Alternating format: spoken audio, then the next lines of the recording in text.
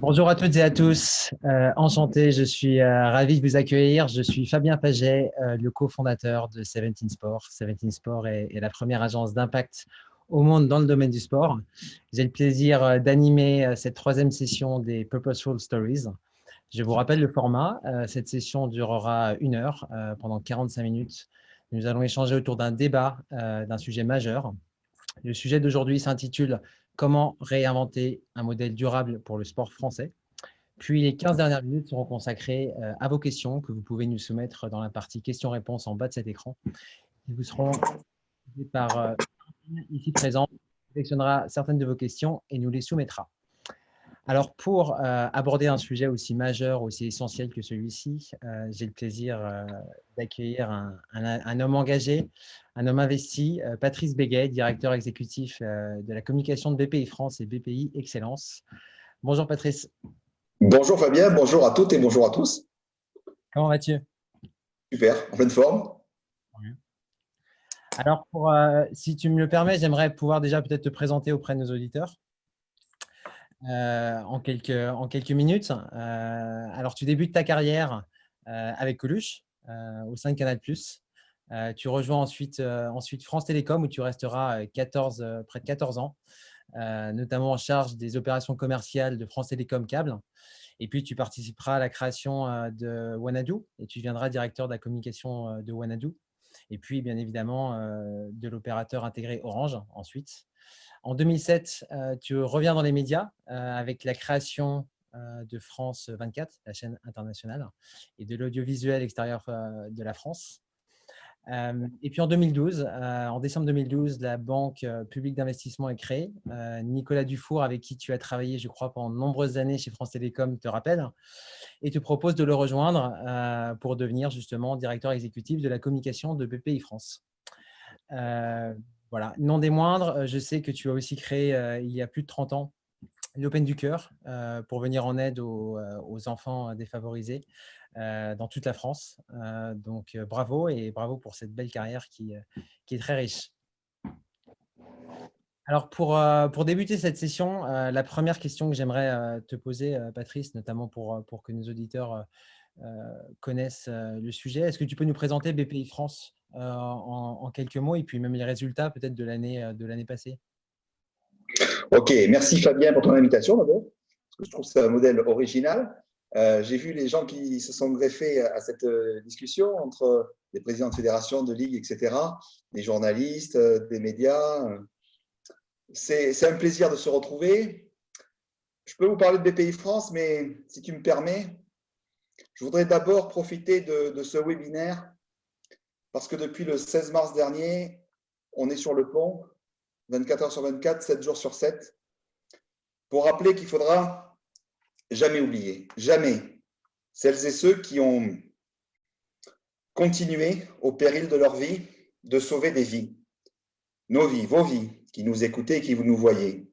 Tout le corps médical. Et je voudrais féliciter du fond du cœur tous les gens qui sont en réanimation aujourd'hui, les équipes de réanimation et en particulier le grand professeur Jean-Daniel Chiche qui est avec nous pendant quelques minutes et qui nous écoute, avec ses équipes qui se sont mis dans un petit coin pour pouvoir, celles qui le peuvent, nous écouter pour avoir du bonheur, pour avoir du plaisir. Jamais oublier non plus celles que vous voyez qui vous demandent des fois votre petit papier, les forces de l'ordre qui font un travail colossal, les pompiers, les travailleurs sociaux, les éboueurs, les livreurs, les postiers, les ouvriers, les caissiers, tous les acteurs de cette chaîne alimentaire, mais aussi les banquiers, les experts comptables, tous les employés et tous les secteurs qui se lèvent tous les matins tôt pour continuer d'assurer notre quotidien.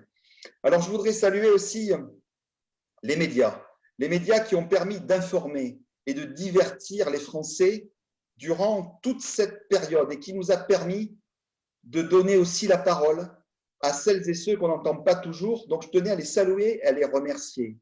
Alors, pour revenir à BPI France a été créé en 2013 sous l'impulsion d'Emmanuel Macron, qui était à l'époque le conseiller de François Hollande, et puis également de Nicolas Dufour, le directeur général de BPI France, qui est, comme tu le disais, la personne avec qui je travaille depuis plus de 25 ans, j'allais presque dire mon ami, mon coéquipier dans le domaine du sport.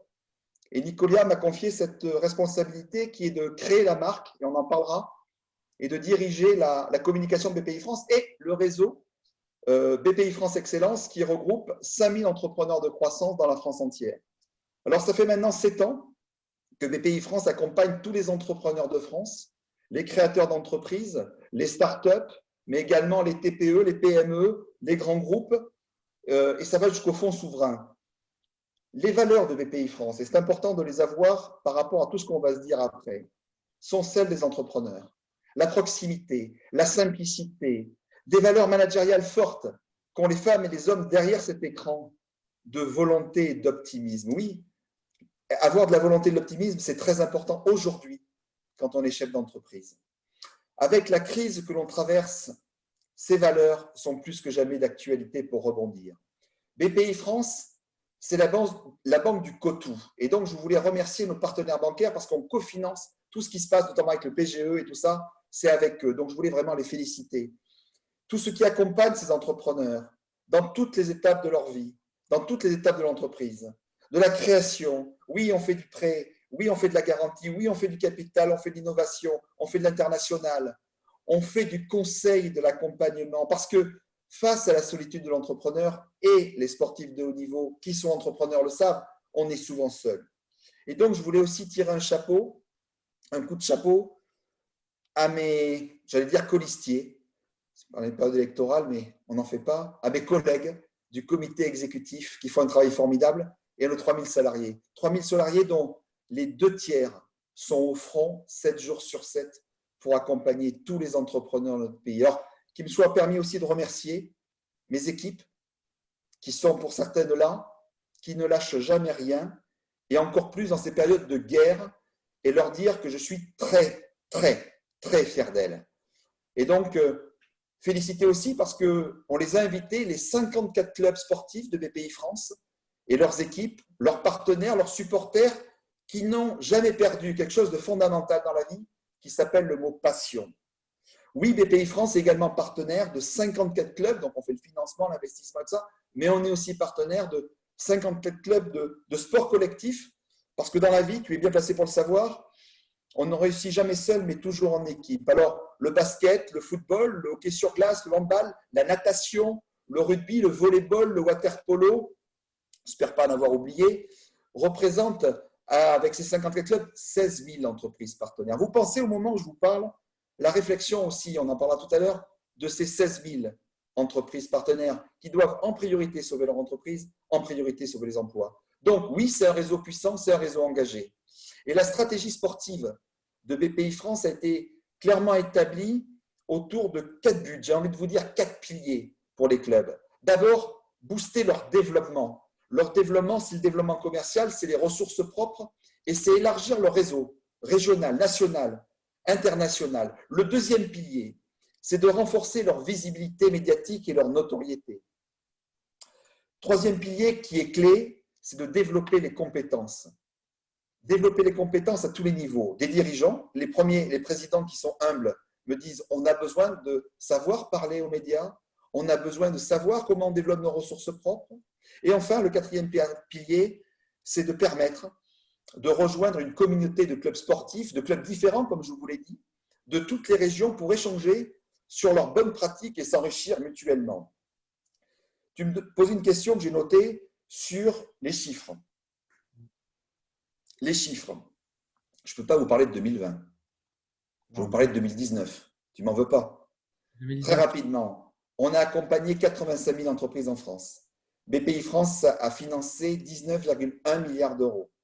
BPI France, en 2019, a garanti 8,5 milliards de crédits à près de 60 000 TPE et PME de tous les territoires. Alors oui, si on a résumé, BPI France, c'est BPI toute la France.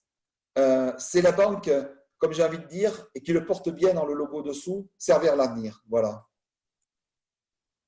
Je ne sais pas si j'étais clair. Très clair. Merci, merci Patrice. Mais justement, tu le disais, on traverse une crise sans précédent aujourd'hui, une crise sanitaire. Quel est ton regard d'un point de vue économique? Alors, sur le point de vue économique, Alors déjà, je tiens à dire que je ne supporte pas les gourous et les sachants. Et là, on est gâté en ce moment, hein, dans le domaine de la santé, dans le domaine du sport. Comme on s'est dit, ça va être du sport ce webinaire, mais je pense. Alors je pense que tu as raison, parce que si on va parler quelques minutes d'économie, je pense que jamais, au grand jamais, la récession n'aura été aussi profonde. Cette épidémie du Covid-19 a mis l'économie mondiale à l'arrêt. On pourrait dire même, en parlant de pneus, de vélos, à plat. Le président de la République, le Premier ministre, le ministre de l'économie et des finances et tout le gouvernement sont ultra mobilisés. Ultra mobilisés. Ils ont mis à disposition de tous les Français des aides publiques considérables du jamais vu. D'ailleurs, tous les observateurs du monde entier n'en reviennent pas en me disant comment vous faites. Je pense que plus que jamais, comment on fait?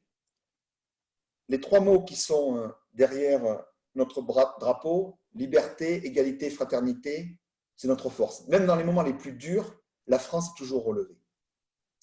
Donc, il y a des priorités. C'est la première fois, véritablement, qu'on a une crise sanitaire. Donc, ils ont très bien fait de mettre en priorité la santé avant tout, à travers notamment le confinement, pour éviter un nombre de morts qui aurait pu être effroyable pour notre pays.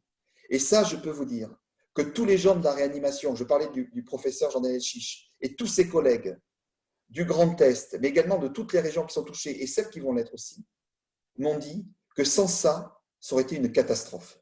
Mais une catastrophe jamais vue. Donc oui, c'est peut-être long, mais ils ont raison. Sur le plan économique, dans tous les pays du monde, l'activité économique, ok, on le voit, a chuté en moyenne d'un bon tiers. Je discutais avec nos amis de la Tribune et des Échos ce matin, c'est un bon tiers partout. Alors si certains secteurs, quand même, il ne faut pas l'oublier, comme les nouvelles technologies, comme le e-commerce, comme l'agroalimentaire se portent correctement, à l'inverse, on a des secteurs comme l'automobile qui fait moins 88%, l'aérien qui fait moins 95%, l'industrie qui tourne à peu près dans son ensemble à 60% parce qu'on n'a pas arrêté les usines et qu'il y a eu des roulements avec les 3-8. Ben oui, c'est la vie, c'est le monde. Et puis, cataclysme, l'événementiel, moins 100%. Donc, il n'y a pas que le sport qui est dans ce cas. Il y a l'hôtellerie, il y a la restauration, il y a le tourisme, il y a les concerts, il y a le plan tourisme que mène à bout de bras mon ami Pedro Novo. Et la question qu'on peut se poser quand même, c'est est-ce que c'est comparable entre les crises d'avant? Alors, moi, j'ai envie de vous répondre plutôt non, parce qu'en 1929, comme en 2008, d'ailleurs, je voulais rendre hommage aussi au président Sarkozy, parce que je n'ai pas connu celui de 1929, mais j'étais en plein lancement de France 24 en 2008. Hein. Donc, j'ai vu le courage qu'il fallait avoir et ce qu'a fait Nicolas Sarkozy était super. En fait, c'est, comment je peux vous dire, c'était une crise financière qui a provoqué une crise économique. Là, c'est différent. En 2020, c'est une crise sanitaire qui entraîne une crise économique, laquelle risque de déclencher une crise financière. Le résultat sera le même, une économie paralysée, un système financier en difficulté, mais il ne faut jamais s'arrêter, il ne faut jamais baisser les bras, jamais. La crise actuelle, ok, elle est sans précédent, elle est d'une intensité forte. Jamais l'économie n'a connu une récession aussi profonde et aussi rapide, surtout en temps de paix. Alors, le PIB va chuter de manière importante dans tous les pays qui sont touchés. Et ce chiffre, il peut varier en fonction des durées du confinement, du temps qu'on va mettre pour trouver un traitement ou un vaccin, mais dans tous les cas, il faudra vivre avec ce virus qui, un jour, comme tout virus, disparaîtra. D'où j'insiste beaucoup, et en particulier au milieu du sport, quand on dit on va revenir dans les gymnases, on ne sait pas quand on va revenir, mais il y aura vraisemblablement toujours les gestes barrières. D'où suivre à la lettre ce que le gouvernement, ce que le ministre de la Santé, ce que les régions, ce que les maires vous disent. Toutes les mesures qui sont excellentes et sont prises dans l'intérêt des concitoyens. Donc, Toutes et tous, là, vous venez de régions de toute la France dans ce webinaire. C'est une chance pour moi de vous avoir toutes et tous. C'est une chance aussi, demain, de produire local. De produire local, pour moi, sera le maître mot des prochaines années. Les énergies créatrices, elles sont là, elles sont en face de moi, celles que je vois. Elles sont dans nos territoires. Les clubs sont des acteurs économiques importants dans les territoires. On va en parler. La contrainte écologique, nous y inviter déjà, on le savait, on en parlait ensemble il y a encore un an, je ne sais pas si tu te rappelles Fabien, à notre fameux dîner. Mais la nouvelle contrainte sanitaire vient s'y superposer. Alors il y a la panique des gens très riches qui paniquent. C'est pas très bien ça. Ça, c'est pas très bien.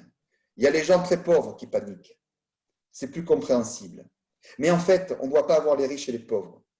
Je pense que le virus va nous permettre, et j'insiste bien là-dessus, de faire cette conversion verte qu'on tardait à opérer, car nos modes de production vont changer. On va assister à un boom de la productivité des entreprises. Elles auront appris, avec le confinement, à faire plus avec moins.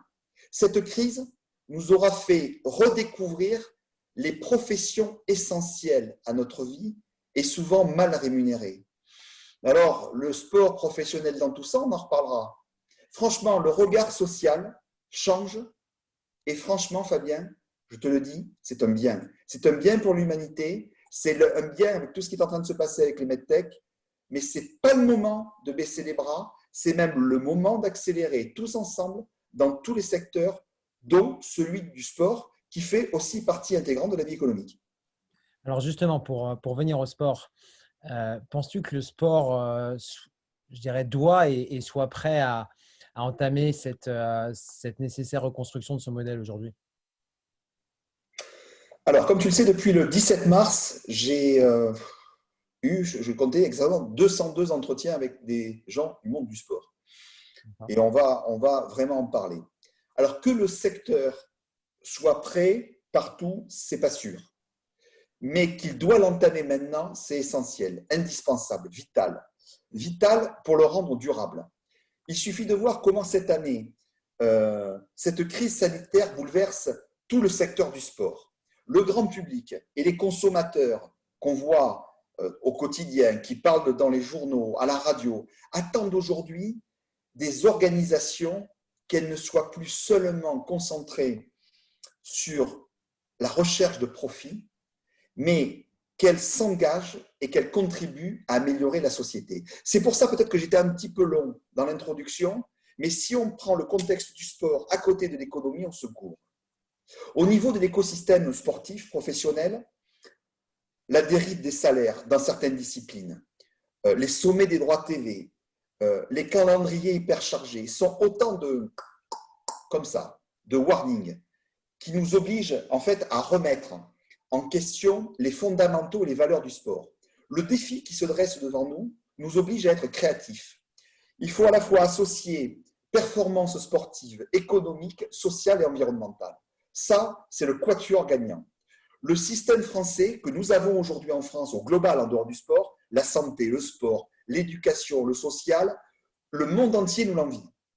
Donc, une fois de plus, sous l'impulsion du ministère des Sports, de l'économie et des finances, de l'ensemble des fédérations et des ligues, et de toutes les parties prenantes du monde du sport, ensemble, nous devons, c'est vraiment un objectif clé, nous réinventer et réinventer l'avenir du sport. Alors, moi je vous parlerai à la fois des constats et en même temps des actions à mener, qui amènent et qui reviennent surtout de tous les acteurs du terrain. Et donc, ça sera sans langue de bois. Ce qui est sûr, c'est qu'il faut nous réunir aujourd'hui. Nous réunir pourquoi? Pour reconstruire durablement le sport français. Il ne doit plus y avoir deux mondes.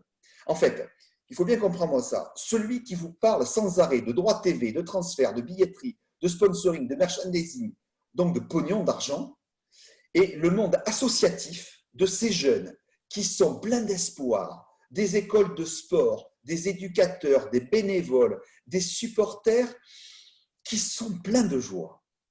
Il ne peut pas y avoir de sport professionnel sans sport amateur.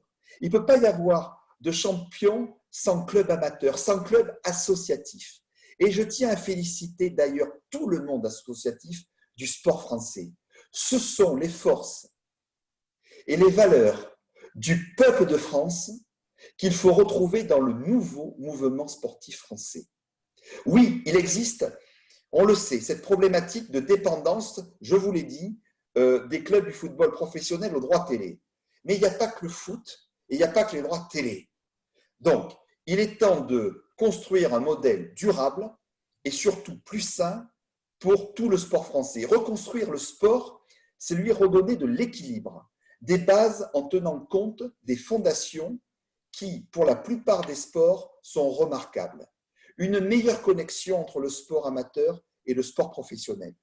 Ça se fera via de meilleures conventions et relations entre les fédérations et les ligues professionnelles. Quand on prend l'exemple du foot, et on le reprendra tout à l'heure, vous avez la chance d'avoir à la tête de la fédération quelqu'un qui a été chef d'entreprise, maire, président de ligue, président de fédération, et toujours un chef d'entreprise qui a de la vision. On en reparlera, mais pourquoi d'un seul coup, on ne l'écoute pas assez? Pourquoi? Il y a des pourquoi. D'où c'est là où l'importance du sport français fédéré est un bien précieux et unique au monde pour l'engagement associatif de dizaines de milliers de bénévoles. C'est une chance majeure et aussi un fait social. L'économie sociale et solidaire est une réalité qui mérite d'être mise en avant. L'engagement associatif est souvent la clé. Le sport n'est pas un secteur à part des autres et c'est ça que je veux vraiment marteler. Sinon, on va dans une bulle qui va entraîner les meilleurs d'entre nous. Dans un monde qui change, il faut savoir faire trois choses. Il faut savoir d'abord se remettre en question, mais trois choses: innover, oser, agir, à tous les niveaux. Pourquoi? Pour revenir à ta question, pour le bien durable du secteur. Le président de la République lui-même l'a rappelé, et ça c'est important. Rien ne sera plus jamais comme avant. Il y a donc un mouvement extraordinaire dans notre pays, mais c'est vrai qu'il y a des gens qui veulent agir et d'autres qui veulent absolument rester et vivre dans le passé. Donc là, il faut aussi changer pour servir l'avenir. Ce sont les générations à venir qui comptent. C'est pas nous. On vient de le voir dans tous les secteurs, donc c'est plus possible. Le secteur du sport n'y échappera pas. Donc oui, il faut une nouvelle gouvernance. Le plan de digitalisation, on me dit le digital. Ben, il est là aussi pour moderniser le sport. Un autre point important, quand je dis il faut que les riches aussi payent pour les plus pauvres, ou payent plus. Je ne suis pas en train de devenir Robin des Bois. Hein. Je suis en train de juste dire il y a de la logique. Il y avait ce qui avait été très bien fait avec la taxe buffet. Je pense qu'il faut rouvrir les droits télé pour le sport amateur. La taxe qui prélève, je le dis parce que tout le monde ne le sait pas, parce que je viens de recevoir, c'est quoi la taxe buffet? En fait, la taxe buffet, c'est une taxe, si je ne me trompe pas, tu me corriges, à partir d'un taux fixe de 5%, une part des droits TV du sport professionnel. Tout ça pour financer, via l'Agence nationale du sport, chère à notre ami Jean-Paul Omeyer, dont je reparlerai tout à l'heure, qui fait un travail considérable en région et au niveau national, l'ensemble des sports amateurs. Ben, je pense que c'est assez vertueux, hein, et avec ce qui se passe, ça me paraît assez normal. Donc, en fait, je pense qu'aujourd'hui, il est nécessaire aussi de recentrer le sport sur ses fondamentaux, la formation, l'accueil, l'éducation. Sécuriser un enjeu très important, on le voit bien avec la réticence des parents pour envoyer à l'école leurs enfants. Il va falloir sécuriser dès la rentrée prochaine aussi les Français vers un sport. Il faut se réapproprier l'enjeu de la santé. Les Français, via le sport, on l'a peut-être perdu, parce que le sport peut-être a quitté la santé pour l'éducation, je n'en sais rien. En tout cas, quand je fais les entretiens, on le sent. Donc, il faut développer aussi quelque chose qui est capital, c'est développer l'emploi. L'emploi sportif qui fait avancer le sport, aussi de créer des calendriers éco-responsables avec plus de qualité et moins de quantité. Et puis, important, il faut responsabiliser les gens. Plus tu donnes du pouvoir aux gens, ça c'est ce qu'il faut un message à faire passer aussi un peu partout, plus tu en as en fait. Donc, il faut responsabiliser les structures du sport dans la gestion des installations. Un club résident, par exemple, qui pourra organiser des séminaires ou des événements pour développer ses ressources propres, c'est formidable. Alors, je le répète, ce sera mon dernier mot par rapport à cette question sur l'économie, sur le sport, si est-ce qu'ils sont prêts. Je le répète, ce sont les forces vives et les valeurs du peuple de France qu'il faut retrouver dans le nouveau mouvement sportif français, concret tous ensemble. Ensemble de sport, quoi, j'ai envie de vous dire. Mais alors merci. Tu parles de sport amateur justement, et on sait que le sport amateur occupe une place vraiment prépondérante. Quelles sont les mesures que tu préconises pour le sport amateur à l'avenir? Alors déjà, je viens de vous parler de plusieurs mesures concrètes qui sont demandées par les clubs. Tout ce que je viens de vous dire, c'est des choses qui sont demandées, qui me pensent sensées, donc que je partage avec vous. Je pense qu'une des principales problématiques des clubs va être de retrouver leurs membres à la rentrée. Donc, il va falloir les y aider. Sans doute avec, comme le préconise très bien d'ailleurs le comité olympique et les fédérations qui y sont rattachées, qui font un travail vraiment indispensable et qu'il faut vraiment saluer.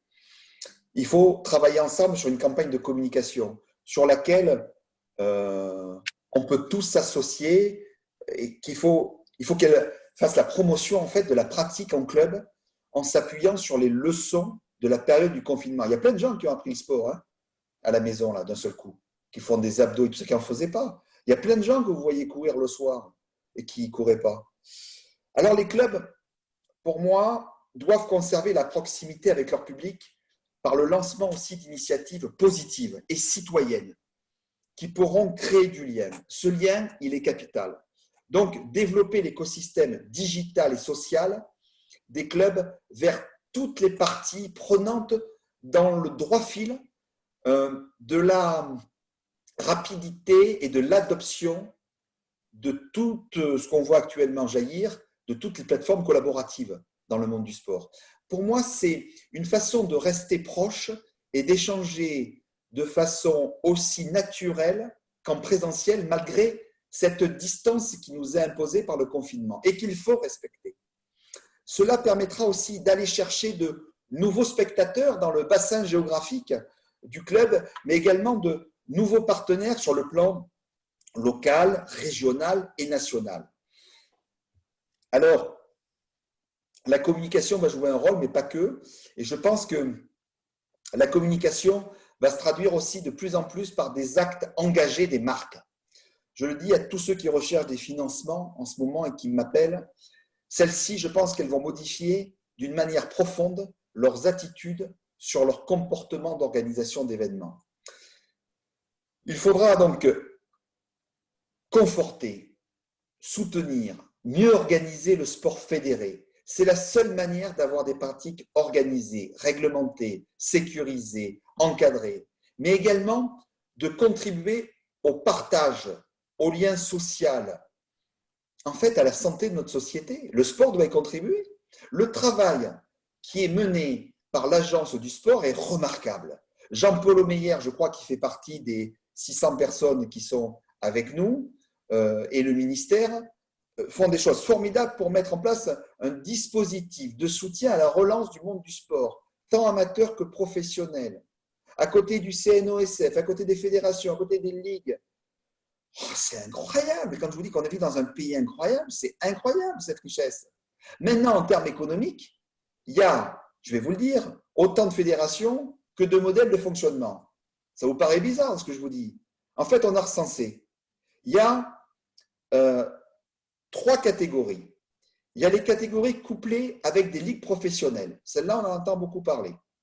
Il y a celles qui ont mis en place des filiales commerciales pour gérer leurs droits commerciaux. C'est un début, avec les droits télé, avec de l'événementiel, avec de la billetterie, avec du sponsoring. C'est bien parce qu'elles ont compris qu'il fallait développer des ressources propres. Et puis, il y a celles qui sont uniquement sur un modèle associatif avec des subventions, avec des licences comme seule recette. J'en discutais avec le président de la fédération de surf encore la semaine dernière. Donc, en fait, il y a une grande disparité qui mérite des analyses beaucoup plus fines de notre part et qui empêche, et c'est pour ça que je ne veux pas faire de comparaison, entre tous ces sports professionnels. Il y a trop souvent certains qui sont pris en exemple ou des références. J'ai dit au début de la discussion, pas de gourou, pas de sachant. Les clubs associatifs, à mon avis, seront et devront toujours être bien soutenus par les collectivités locales qui sont remarquables, les régions, les départements, les communautés de communes, les villes, toujours en privilégiant l'aspect social des activités de ces clubs, toujours. Mais il y a aussi beaucoup, je dis, d'anciens licenciés, des champions, certains sont là avec nous, qui sont devenus de grands chefs d'entreprise. Le patron de la Redoute, etc., qui est un grand volleyeur, etc. Donc moi, je dis à toutes les fédérations et au président de la fédération de volleyball, avec qui j'ai souvent des bonnes discussions très positives, mais dans toutes les fédérations, dans toutes les ligues, vous devez avoir des fichiers d'anciens qui aiment leur discipline et peut-être qui seraient prêts à les soutenir financièrement afin d'éviter un monde dans lequel il ne faut pas qu'on tombe, qui est le monde de la subventionnite aiguë, qui pourrait devenir, je pense, là pour le coup, ce n'est pas comme un virus qui passe, ça pourrait devenir une maladie incurable. Et donc, en fait, les structures les plus en danger sont aussi les structures intermédiaires, comme les ligues régionales, celles qui organisent fortement, grandement le sport sur tout le territoire et qui sont malheureusement ni assez reconnues, ni assez médiatiques, pas assez influentes, et parfois elles le reconnaissent elles-mêmes, elles me l'ont dit, mal organisées. Donc, moi ce que j'ai senti, c'est que les gens ils sont prêts à reconstruire, donc ils notaient des trucs, je notais des choses, et par conséquent, moi je pense que les fédérations dont elles dépendent devront trouver les moyens pour les soutenir, parce que tous les week-ends, toute la semaine, ils font un travail considérable. En fait, les bases et les nombreux champs d'intervention de nos institutions, elles sont solides. Nous devons nous appuyer dessus. Mais ce sport fédéré qui est fondamental doit s'adapter, doit se renouveler, doit évoluer avec, à mon avis, deux axes essentiels qui sont l'éducation et qui sont la santé. Alors justement, tu parles d'éducation, c'est intéressant. Comment tu vois le rôle de l'éducation dans ce projet de refondation? L'éducation à la maison. L'éducation dans le sport, l'éducation dans les clubs, l'éducation en général, oui. Je ne te pose pas la question innocemment. Parce qu'à la maison, ça part de là. Ça part de l'éducation des parents, ça part quel que soit le niveau, la modestie, l'importance ou pas du foyer. Pour un enfant, son père, sa mère, c'est important. Et donc, il y a d'abord le foyer. Il y a l'éducation avec le ministère de l'Éducation qui se bat et qui fait un très bon travail. Et donc, l'éducation, pour moi, ça me touche beaucoup parce que ça me touche beaucoup parce que je me suis retrouvé seul avec ma mère dehors à l'âge de 8 ans. Donc l'éducation, j'allais vous dire, presque sans l'UNSS, je ne sais plus comment ça s'appelait, l'Union nationale des sports scolaires, je crois que ça doit être ça, ça m'a beaucoup aidé. Parce que l'éducation, après une expérimentation qui a été réussie, je crois l'année dernière, ce que me disait le président du CNOSF, Denis Massiglia, je crois qu'il y a eu la décision de généraliser à tout le territoire, pour cette rentrée 2020-2021, le dispositif de la carte passerelle. C'est un dispositif formidable qui permet à des jeunes de CM1 et des CM2 de s'essayer, je crois sans bourse dédiée, à une pratique sportive dans un club de leur choix. Je l'ai noté quelque part. Ouais, c'est ça. Ça s'appelle « Mon club près de chez moi ». L'objectif, en fait, est qu'un jeune sur deux s'inscrive par la suite dans un de ces clubs. Et donc, je crois que le CNOSF attendait, peut-être qu'ils ont eu la réponse maintenant, du ministère de l'Éducation nationale, qu'il assure cette promotion de ce dispositif. Enfin, qu'il n'écoute en plus rien, et qui assure la promotion du dispositif en faisant la promotion, je dirais, auprès des professeurs des écoles, et en les informant et en les sensibilisant pour qu'ils promeuvent auprès de tous ces parents, parce que ça, c'est positif, ça, c'est, une fois de plus, faire ensemble. Donc, il faudra également, je pense, réapprendre, ça c'est une discussion que j'avais eue l'autre jour avec Michel Moulin, qui est le patron du Disport. Il disait trois choses très sensées, très simples, très vraies. Il me dit, tu sais, par rapport aux petits, parce qu'il est je crois du côté de Marseille, il me dit, par rapport aux petits, il faut apprendre à dire bonjour, merci et être à l'heure. Eh oui. Alors pour les enfants, par exemple, qui ne payent pas leur licence, il faut mettre en place, je pense, des dispositions via les entreprises, via les régions. J'en ai parlé l'autre jour à Lila Merabé, la vice-présidente de la région Est. J'en ai parlé également à la vice-présidente de la région Aura. J'en ai parlé à la région Île-de-France, parce qu'il faudra peut-être prendre en charge, ça peut être des entreprises aussi qui prennent en charge le coût des licences de ces jeunes qui ne peuvent pas se les payer. Voilà ce que j'avais tout simplement à dire, ce que j'avais sur mon cœur sur l'éducation. C'est une très bonne idée. Quel est le rôle de la santé selon toi justement dans ce projet? Quel est le rôle de la santé? Qu'est-ce que la santé amène au sport fondamentalement?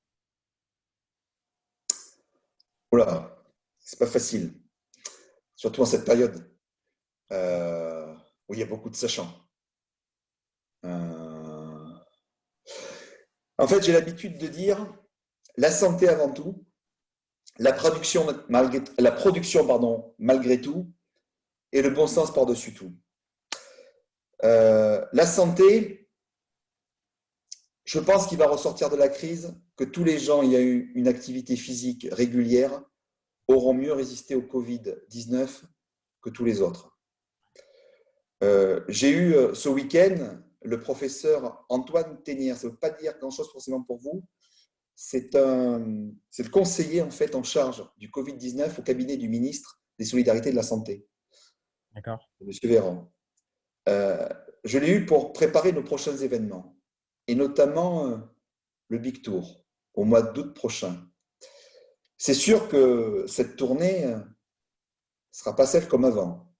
Elle sera à la fois physique, si on nous le permet, mais il peut s'en passer beaucoup en un trimestre, vous savez. Et aussi digital, ce que j'appelle moi le figital, physique et digital. Le sport, c'est capital, d'où l'intérêt de considérer enfin le sport et l'activité physique comme essentiel à la préservation du capital santé de tout être humain. Le sport, c'est sans aucun doute le meilleur moyen de la prévention à la maladie. Or, il est aujourd'hui seulement considéré comme un outil de retour plus rapide à la vie normale pour des personnes, j'en pense en connaissance de cause, qui m'a beaucoup affecté, pour le cancer du sein de ma mère qui n'est plus là aujourd'hui. Donc, le sport, pour les collaborateurs des entreprises, c'est aussi fondamental. C'est un axe important. Prenez par exemple un entrepreneur, Jean-Bernard Falco, qui fait partie des 5000 membres du BPI France Excellence, qui est le président de Paris Group et qui est créateur de sport et business limitless. Eh bien, ils sont capables de proposer des dispositifs sur mesure pour les entreprises désireuses en fait, de mettre leurs collaborateurs au sport. Lui-même, il a fait participer tous ses employés au marathon de New York, où il avait même organisé un raid en vélo à travers la France. Je l'ai mis en connexion avec Denis Massiglia. Ils ont la mise en relation, le réussir ensemble. Seul, je pense qu'on n'y arrivera pas, mais ensemble, oui. Donc, dans ces périodes-là où il faut penser aux évolutions nécessaires, je vous le redis, il faut oser, il faut innover, il faut agir. Il faut être libre de changer le monde entier. Et le faire comment? Ensemble. Le sport aussi a eu un arrêt cardiaque. Allez, j'allais vous dire, un genou à terre. Et maintenant, on se relève et on se révèle. Moi, je crois au sport comme les régions, comme les villes. Toutes les tendances s'accélèrent, je vous le disais en introduction. Maintenant, il faut de la vision et un plan d'action durable, même inaltérable. C'est l'objet de votre titre d'ailleurs. Et que ce soit aussi bien dans le monde amateur que dans le monde professionnel. C'est le seul ensemble maintenant. Ensemble le sport, je vous dis. Ce n'est pas un slogan, ce n'est pas un truc. C'est ce que j'ai ressenti de ces 200 entretiens. Comme partout, il y a des gens, on le sait, qui sont là pour durer, d'autres qui sont là pour agir. mais le poids économique de la filière du sport est considérable. Je vais vous donner des chiffres. Il dépasse 90 milliards d'euros. 360 000 associations qui représentent à elles seules 13,1 milliards d'euros.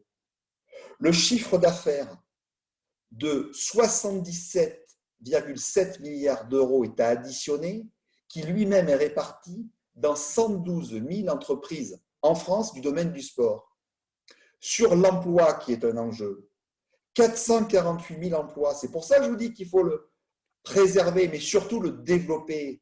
Il y a 333 000 employés salariés dans ces 112 000 entreprises qui vont réouvrir, les Intersports, les GoSports, etc. Et 115 000 employés qui travaillent dans les 360 000 associations. C'est énorme, c'est fantastique. Donc, le nombre d'entreprises liées au sport, m'a redit le ministre, a doublé en 10 ans.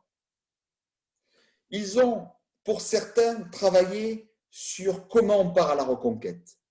Il y en a d'autres qui ont passé trop de temps, à mon avis, pendant ces 6 semaines, à penser qu'à leur perte de chiffre d'affaires. Alors, on va revenir sur le monde professionnel après, mais au global, le chiffre d'affaires des entreprises de la filière est estimé pour le premier semestre à 3,2 milliards d'euros. Donc, oui, c'est considérable et oui, il faut plus que jamais se battre pour ce secteur du sport, Fabien, plus que jamais, plus que jamais. Mais tu parles de cette union sacrée, de cette unité entre le sport professionnel et le sport amateur.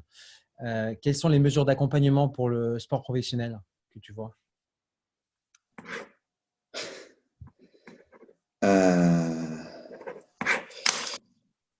Alors moi, je tiens à féliciter, parce que je te donnais 4 mots là. Union sacrée, sport et professionnel. Je sais que c'est des termes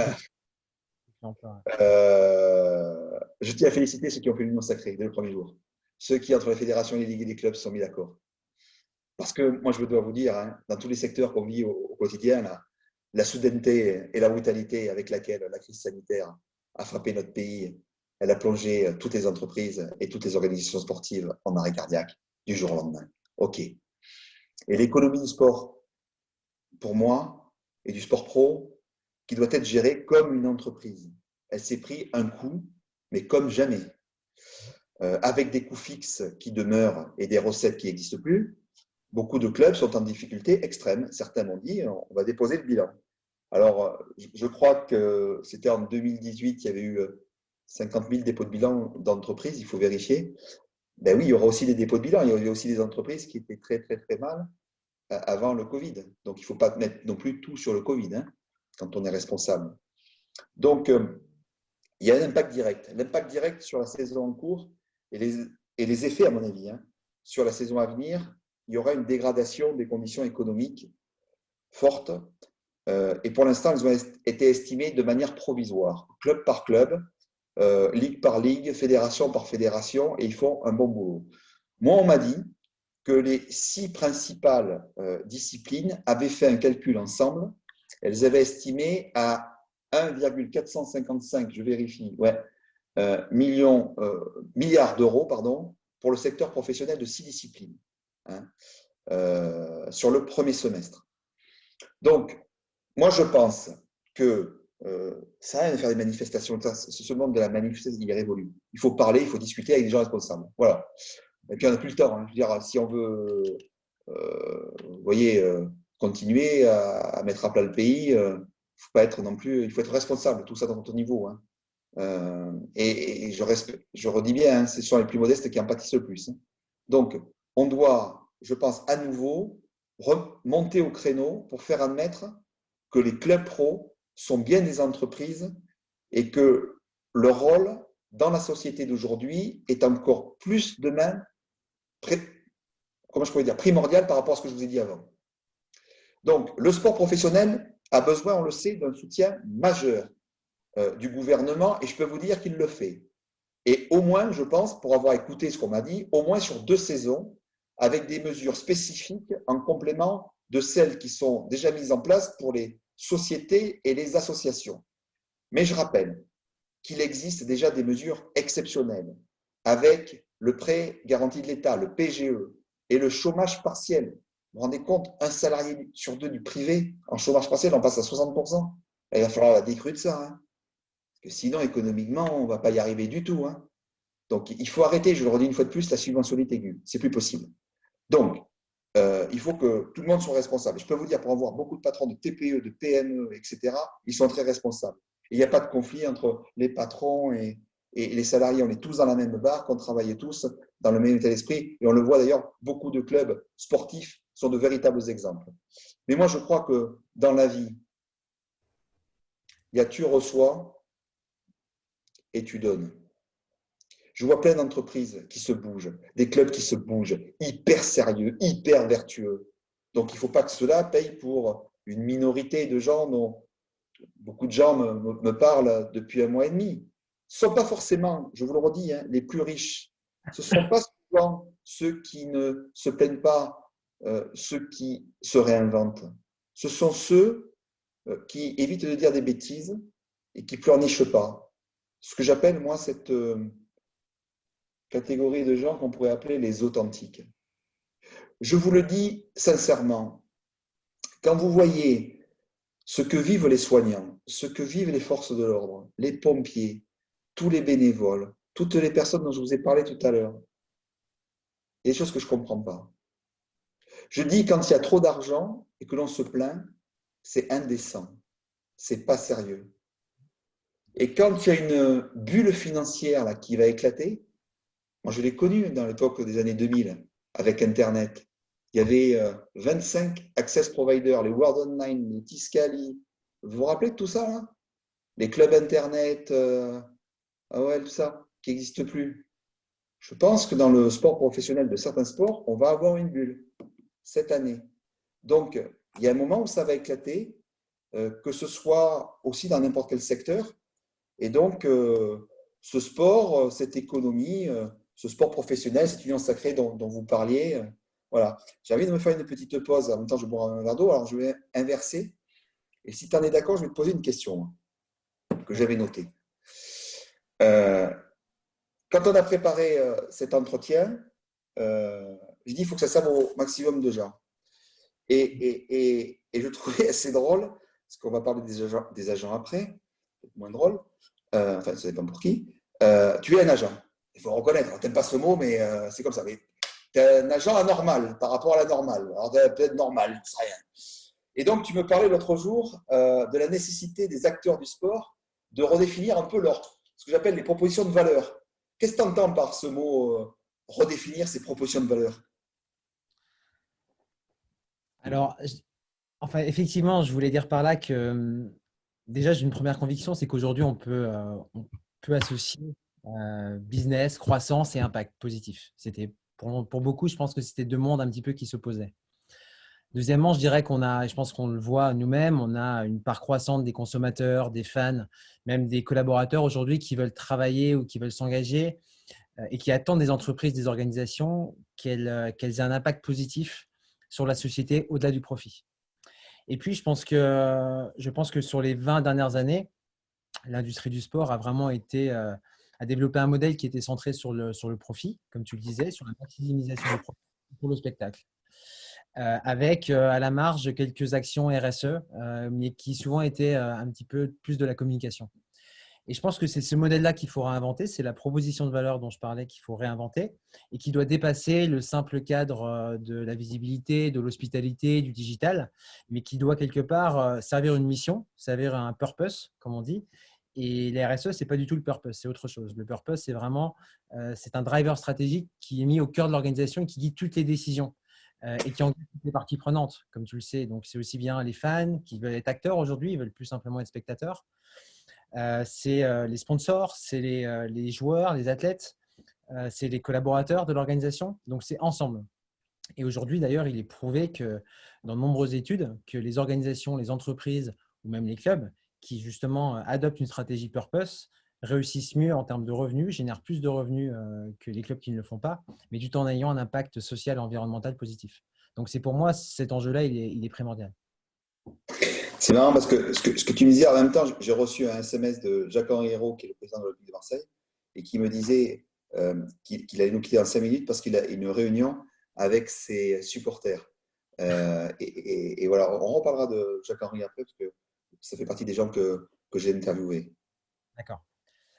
Pour revenir au football, et la réalité, c'est effectivement que beaucoup de clubs n'ont pas cette chance de bénéficier des droits télé.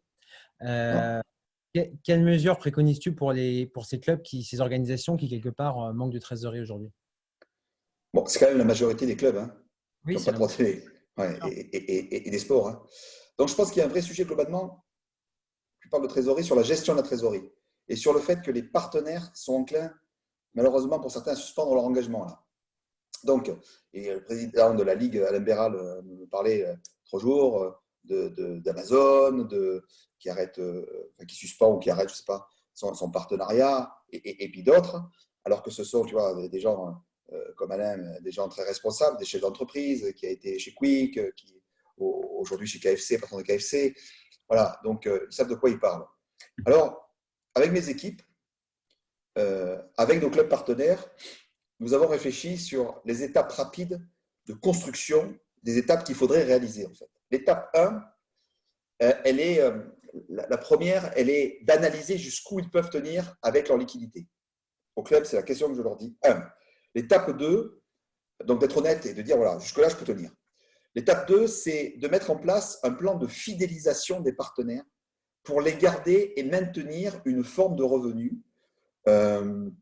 Et donc, les entreprises ne doivent surtout pas oublier le vecteur que représente un club dans leur territoire. Alors, ça te paraît bizarre, mais tu vois, on travaillait, les clubs de volleyball, par exemple, de BPI France, ils se sont réunis.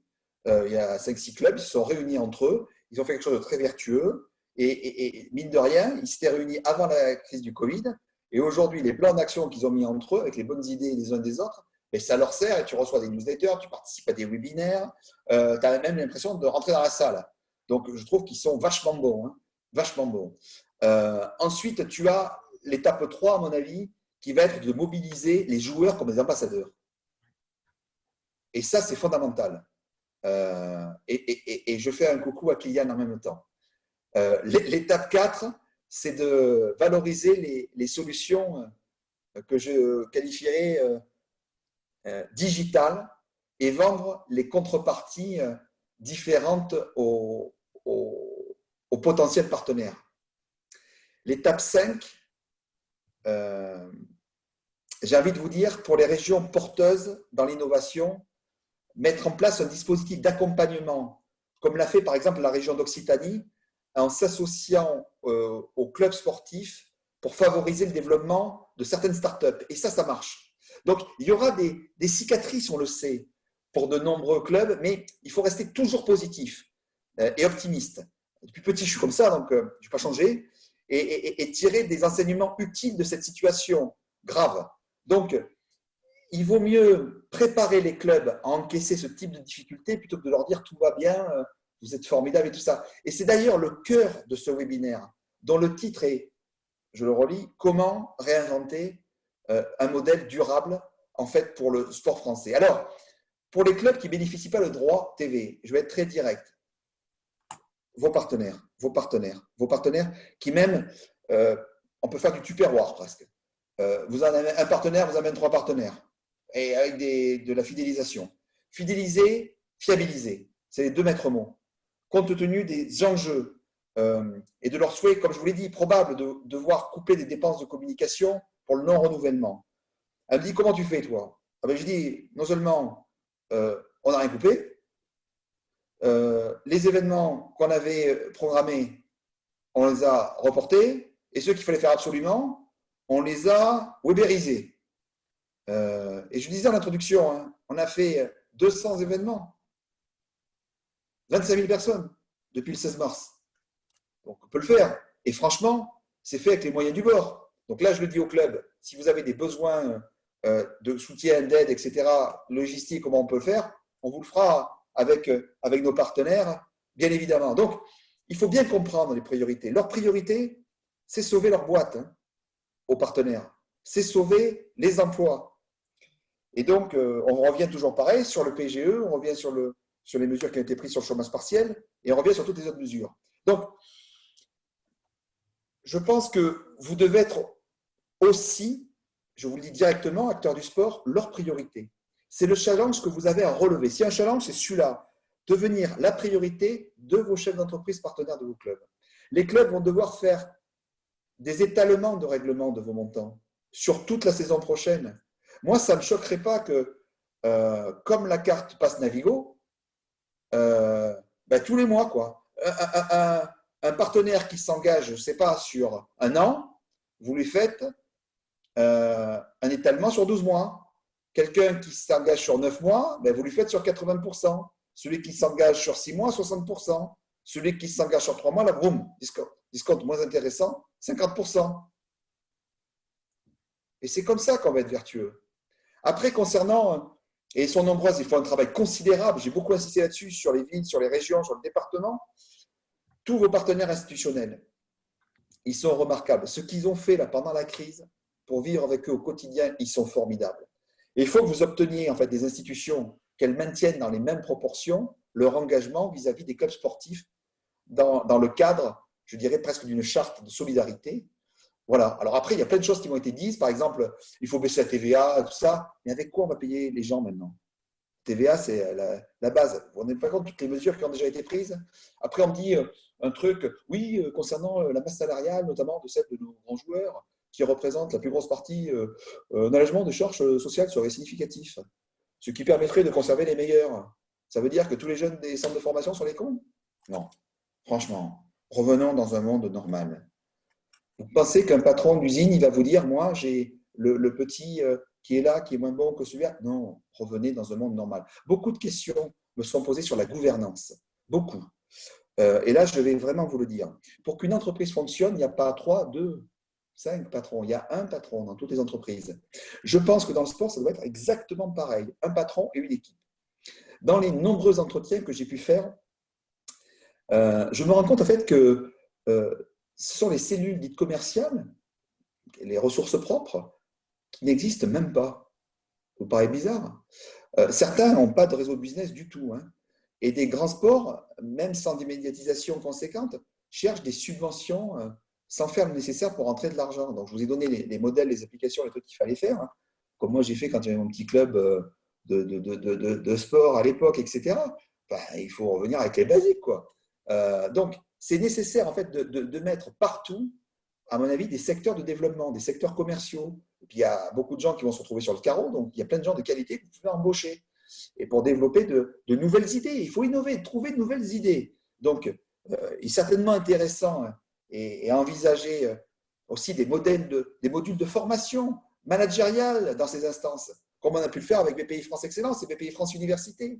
Alors, la question que j'ai envie de vous poser, moi, c'est, et que je vais vous poser à tous, là, réunir les ligues et les fédérations, ou les fédérations et les ligues, je ne sais pas, comme vous voulez. Ça peut être une économie de salaires, de charges, de locaux, de mutualisation d'idées, etc. Là, j'ai lu un article très intéressant tout à l'heure. C'était dans le Parisien, ça y est là, je sais pas, tout le monde n'a pas le Parisien. Si vous n'avez pas le Parisien, il y a aujourd'hui en France, il y a toute la presse quotidienne régionale qu'il faut aussi soutenir.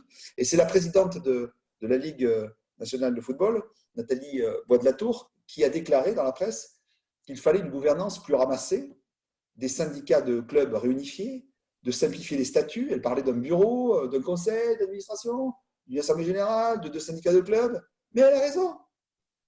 Alors, je vais vous dire une chose, c'est que quand j'ai lu son article, je trouvais qu'elle avait raison sur tout. Et je vais vous dire en même temps, je me suis dit, mais je regardais le nombre de clubs, de fédés où il n'y a pas de femmes. Alors ça, c'est un autre sujet. Mais je ne partirai pas de ce webinaire sans en parler, mais ça, c'est un autre sujet. Alors, mais c'est un sujet très important, très important, très important. Il faut profiter, je pense, de cette période de crise pour faire des réformes structurelles, profondes et durables. De même que numérique et écologique. J'ai vu la journaliste Audrey Poulevard là, qui nous suit, que je salue, qui lance une école avec Franck Papazian là, sur l'économie verte, et ils font un travail formidable. C'est important, hein, le numérique, l'écologie. Donc, le plan de digitalisation et les calendriers éco-responsables, c'est aussi très important. Comment vous arrivez à faire, dans un monde normal, des mecs qui jouent tous les 2 jours? et qui prennent rien pour tenir la forme. Comment est-ce possible? Bon, est-ce que c'est possible? Je ne pense pas. Donc, il faut revenir à des choses beaucoup plus régulées. Donc, il faudra également aussi faire évoluer le sport professionnel. C'est pour le reconstruire, pour l'aider, pour lui redonner, je dirais, l'équilibre dont je parlais et les bases. Alors, les mesures, et là j'y viens direct, les discussions que j'ai pu avoir avec au moins 12 présidents de football. 12, c'est pas mal, hein, même sur la qualité, 12. Et puis, quasiment la totalité des présidents de clubs de rugby.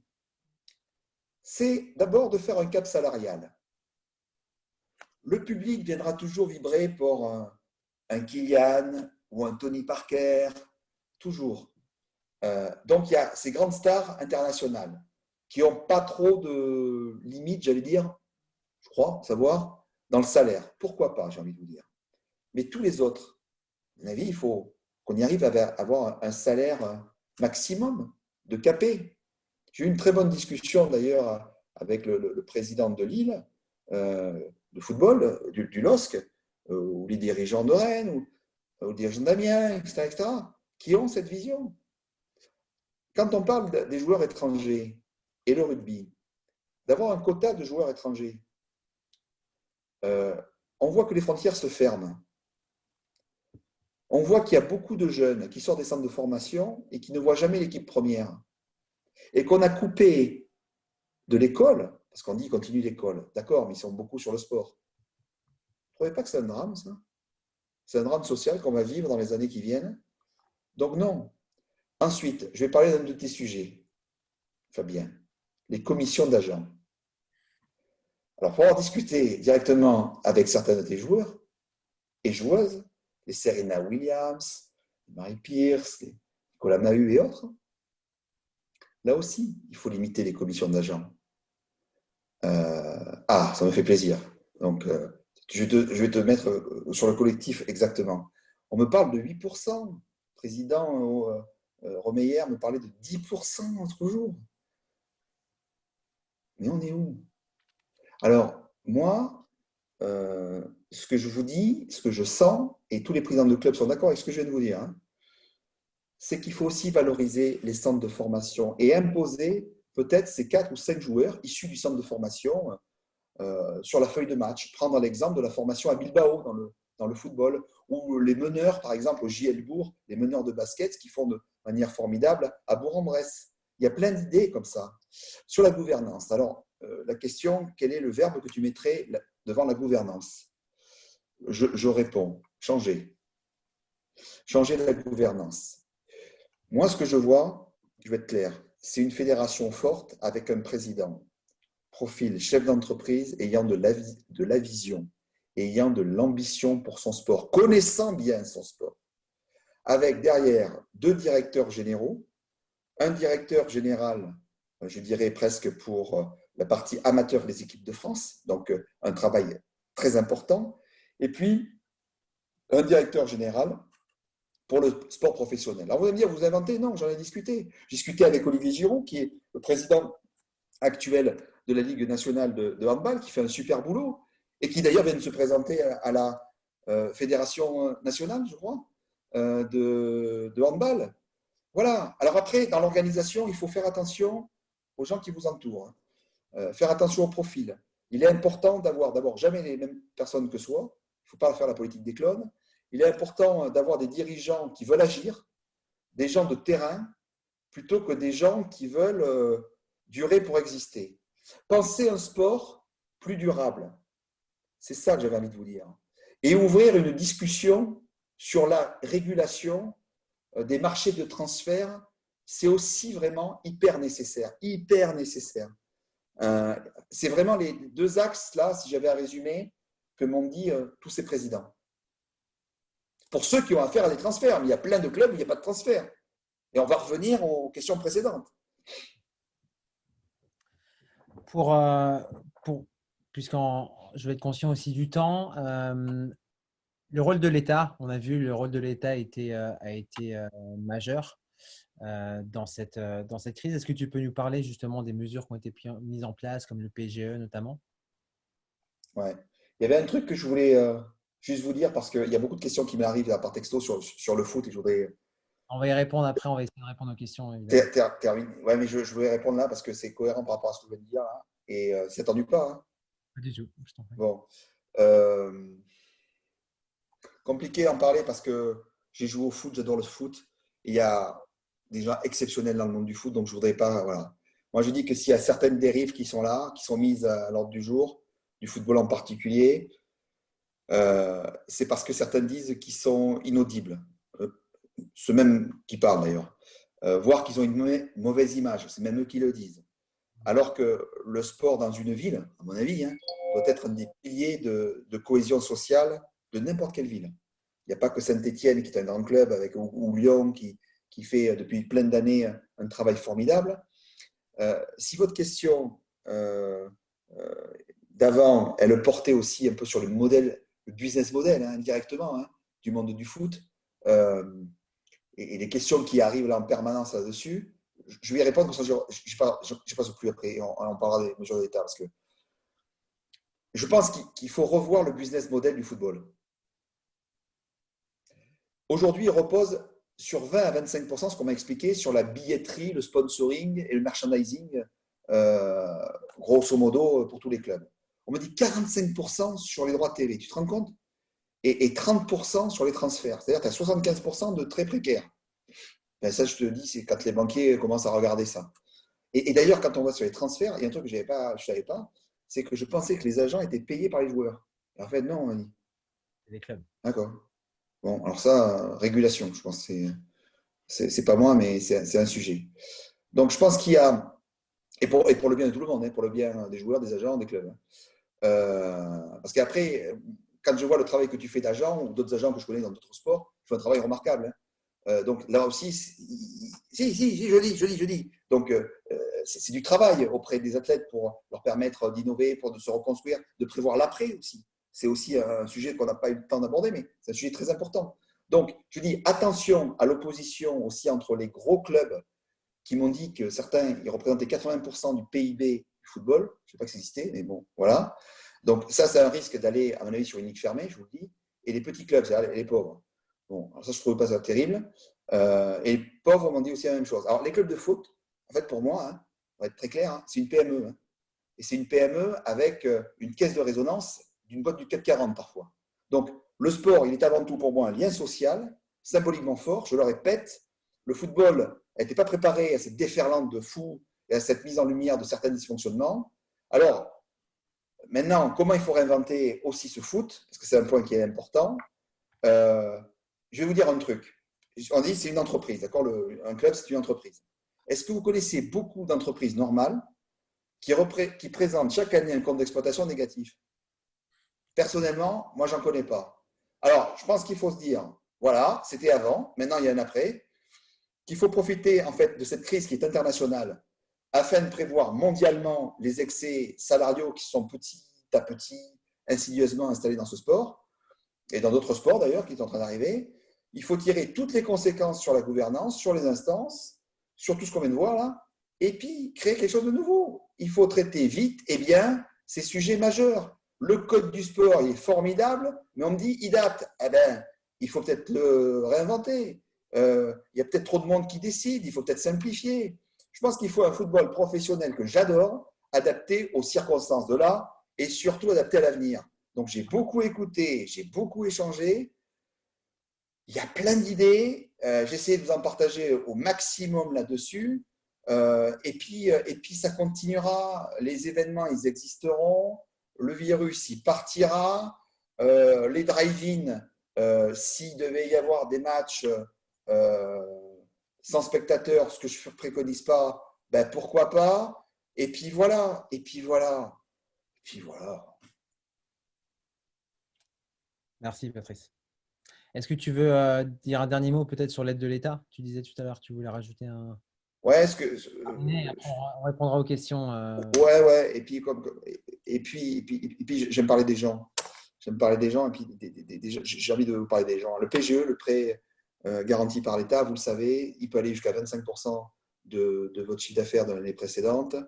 Et donc, il faut le demander le plus vite à votre banque. et c'est jusqu'au 31 décembre. On en parle beaucoup, donc je n'ai pas trop envie de vous parler parce qu'on a parlé de sport, mais j'ai envie de parler d'hommes et de femmes. J'ai rencontré des gens extraordinaires, extraordinaires. J'ai rencontré quelqu'un qui m'a rappelé son papa, qui s'appelle Laurent Nicolin.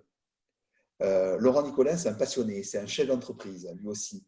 Un homme de grande fidélité, qui a su s'entourer avec des anciens joueurs du club, qui partagent des valeurs. Il me disait une phrase que j'ai notée, il me disait, voilà, c'est dans le sport et la difficulté que l'on reconnaît les hommes. Je crois qu'elle est très bonne de circonstance. J'ai vu un homme que j'ai adoré, là, qui porte recours, là, parce qu'on lui a appris qu'il était 19e ou 18, je ne sais plus, et donc il était relégué, alors qu'il restait des matchs à jouer.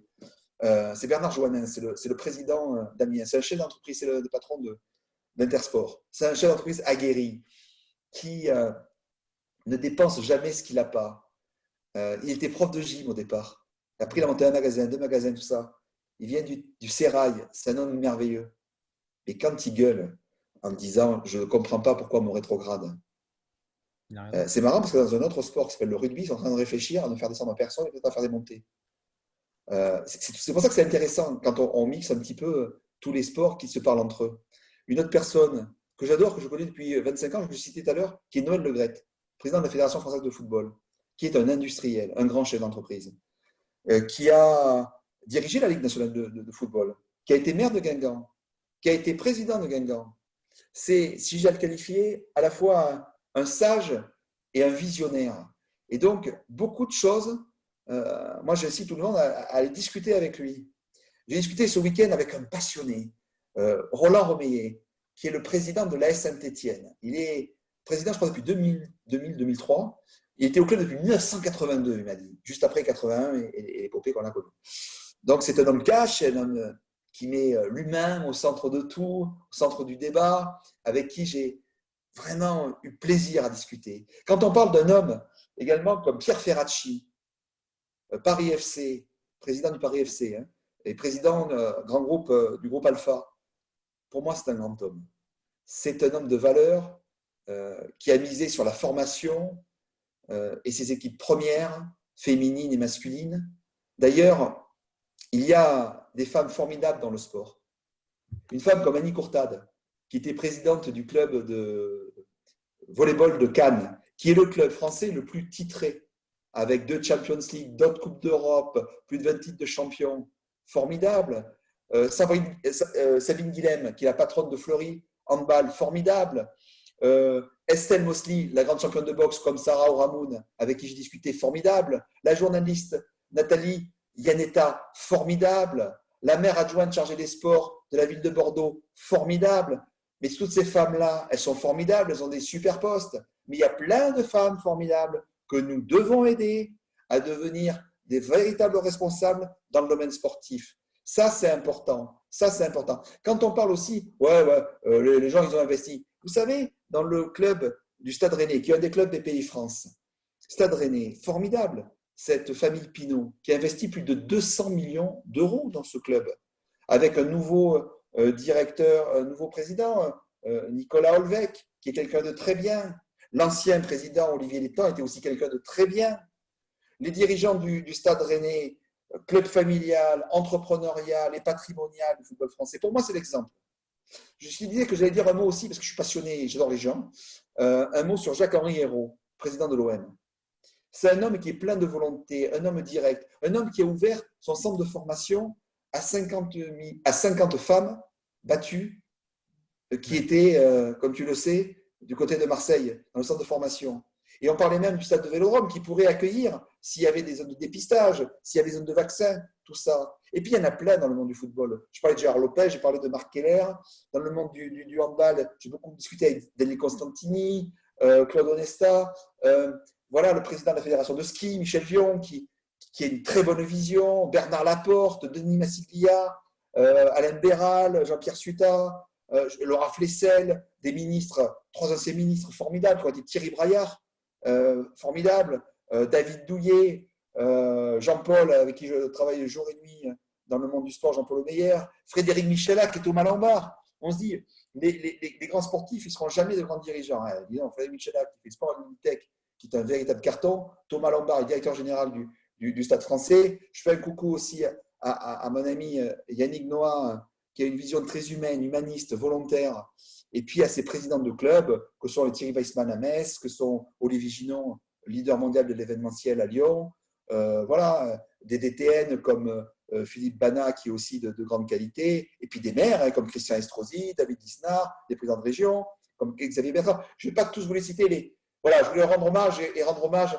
à ces 54 présidents de clubs BPI France qu'on a là, et qui tous les week-ends se battent et qui font un travail vraiment remarquable. Voilà, vraiment remarquable. Maintenant, si tu veux, on passe aux questions, il n'y a pas de problème. Merci Patrice. Non, non, c'est très enrichissant. Je pense qu'on a appris beaucoup ce soir. Effectivement, on va passer aux questions directement. Sachez aussi qu'on a la chaîne Slack. On a établi une chaîne sur Slack, une plateforme collaborative pour poursuivre le débat et répondre à toutes les questions. On vous adressera le lien. Caroline, est-ce que tu as des questions à nous proposer ou à soumettre à Patrice? Bonjour Fabien, bonjour Patrice. Bonjour Caroline. Merci beaucoup pour ce moment et pour ces éléments de réponse. On a eu plusieurs questions. En effet, j'en ai une par rapport au sport féminin. Comment est-ce que vous voyez la place et l'évolution du sport féminin dans la construction du sport durable en France? Elle est fondamentale. C'est notre, j'allais presque vous dire, c'est notre nouvelle raison d'être. On aurait dû toujours, vous savez, quand on a fait ce partenariat entre les clubs sportifs, on a mis tout de suite des clubs féminins. Club de Cannes, on en parlait. Je parlais du club de Metz.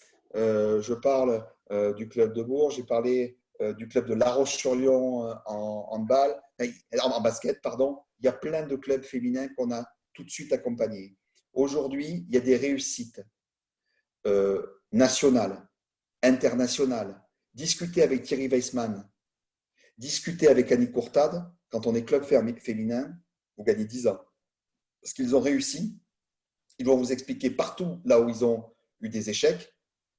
Et je vous assure, je crois que un président de club croit aux autres présidents de club. Et ça, c'est merveilleux et ça, c'est vertueux. Merci, Patrice. Merci pour cette réponse. On a une autre question.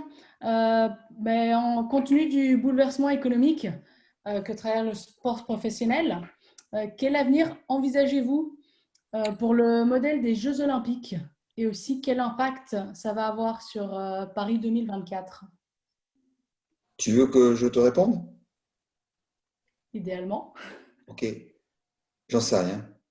J'en sais rien parce que ce que je peux voir, c'est que on ne connaît pas la durée de la crise économique qui va avoir lieu. Mais dans tous les cas, comme je l'ai dit tout à l'heure, on a eu un genou à terre, même le corps au sol, et puis on se relève et on se révèle. On trouve de nouvelles idées, on trouve de nouvelles priorités. Mais quand vous avez des événements aussi beaux, aussi prestigieux, qui vont mettre en avant tous nos athlètes français, mais je vous dis, ça te donne envie de te battre, ça te donne envie de trouver des partenaires. C'est comme dans ces périodes difficiles, il y a ceux qui vont vous trouver des prospects à vie et ceux qui vont vous trouver des clients. Moi, j'ai énormément de respect pour ceux qui ont continué à travailler à Nantes en particulier, dans le club volleyball ou à Bordeaux, au boxer. Oui, ce n'est pas des sports qui sont les plus médiatisés avec des droits, etc. Mais ils se sont battus, ils n'ont jamais laissé tomber. Ils ont une fidélité de leurs partenaires, ils en trouvent d'autres. Donc ça, c'est une force. Donc en fait, quand vous avez un point GPS loin, aussi fort et aussi beau que ces grands événements, ça vous donne de l'énergie, ça vous donne de la force. Oui, tout à fait d'accord. On a une autre question par rapport au calendrier. Est-ce qu'on devrait revoir le calendrier du sport professionnel et des championnats dans l'idée de reconstruire ce modèle durable?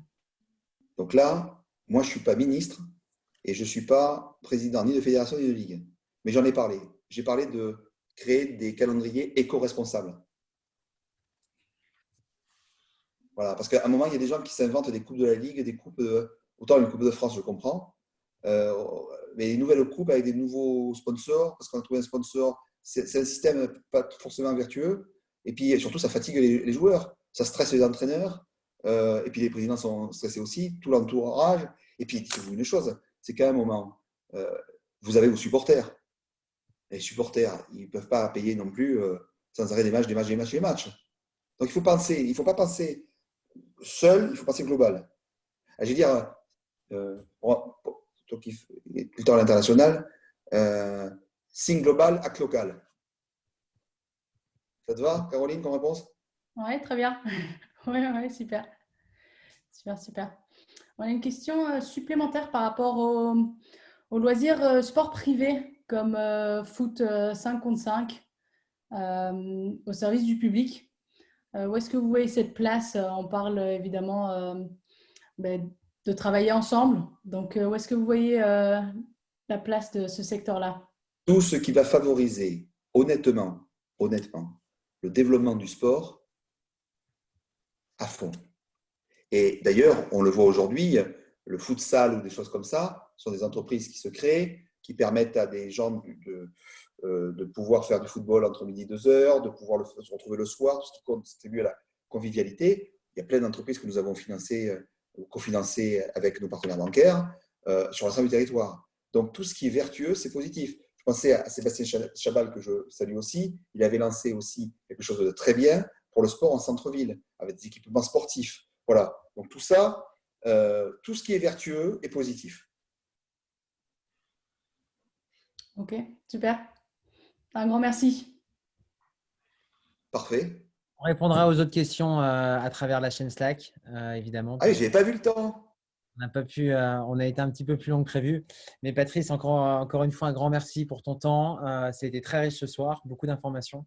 On va condenser ça évidemment dans un compte-rendu qu'on adressera à tous les auditeurs. Mais un grand merci de ma part et de toute l'équipe, évidemment. Merci à toi, merci à toutes les personnes qui ont assisté.